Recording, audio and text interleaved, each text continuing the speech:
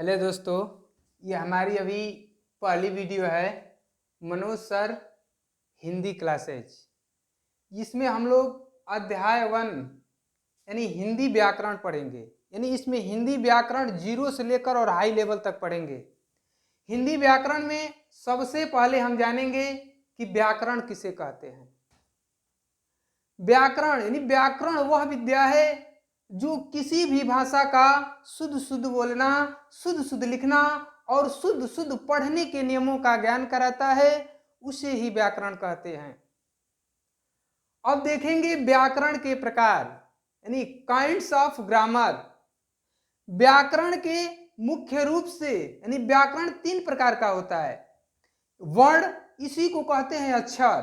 दूसरा होता है शब्द, तीसरा होता है वाक्य।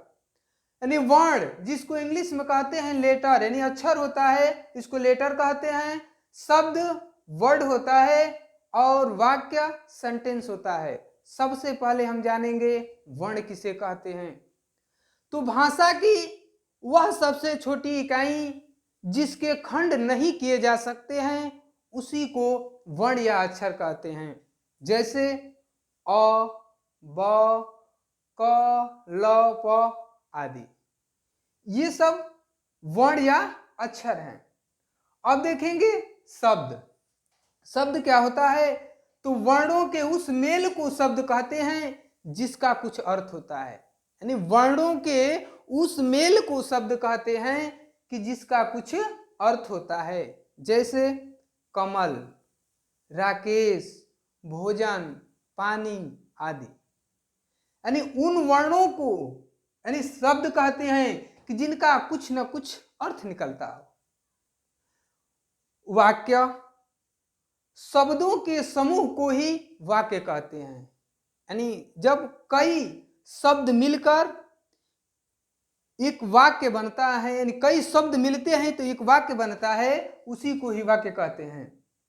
जैसे कि सब घूमने जाते हैं, राजू सिनेमा देखता है, या हम लोग क्रिकेट खेलते हैं आदि और अनेक भी उदाहरण हैं।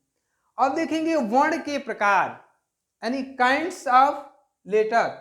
यानी वर्ण के प्रकार यानी हिंदी भाषा में वर्ण 2 प्रकार के होते हैं।